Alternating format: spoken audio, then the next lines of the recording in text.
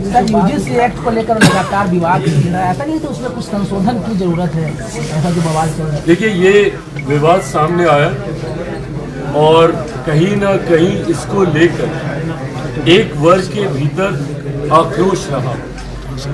यकीनन अगर कोई भी वर्ग आक्रोशित होता है तो ये चिंता सरकार के लिए बनती है, और ऐसे में जरूरी है कि उस विषय से जुड़े जितने स्टेक होल्डर्स उनकी बातों को सुना जाना चाहिए और सही फैसला उस आधार पर लेना चाहिए। पर इससे पहले ही माननीय सुप्रीम कोर्ट के द्वारा इसके ऊपर रोक लगाई गई है। मैं मानता हूं कि अब ये मामला न्यायालय में विचाराधीन है, पर इतना विश्वास जरूर दिलाऊंगा कि मैं, मेरी सरकार समाज के हर वर्ग, और खास तौर पर जब मैं अपनी बात करूं, मैं 21वीं सदी का पढ़ा लिखा युवा हूं और मैंने बार बार कहा है कि मैं जात पात धर्म मजहब से उठकर अन्याय के प्रति आवाज उठाने का प्रयास करता हूं।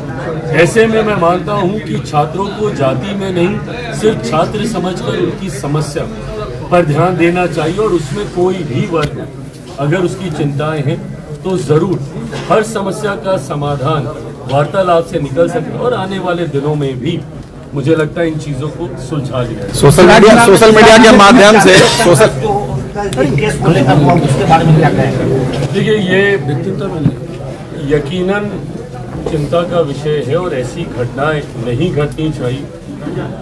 ये विषय हमारे संज्ञान में आया, हमने भी अनुसूचित जाति जनजाति आयोग के अध्यक्ष उनसे संवाद कर इस विषय की और ज़्यादा जानकारी लेने का काम किया।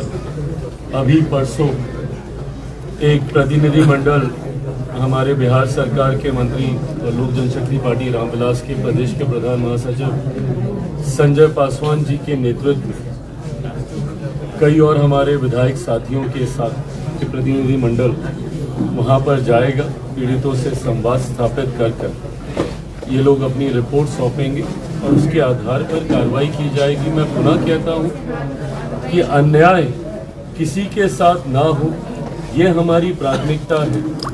संभवतः कई बार परिस्थितियां आपको एक दूसरे के सामने खड़ा करती हैं, पर मैं मानता हूं कि समाज में एकजुटता रहनी चाहिए। हम सब पहले बिहारी हैं, तब कोई जाति तब कोई धर्म, तो ऐसे में किसी भी बिहारी के साथ, वो किसी भी जाति धर्म से आता हो, उसके साथ अन्याय ना हो, ये मेरी प्राथमिकता हमेशा से रही। ऐसे में मुझे लगता है कि ये प्रतिनिधि मंडल परसों जब संवाद साध कर वापस अपनी रिपोर्ट सौंपेंगे तो उसके आधार पर आगे की कार्रवाई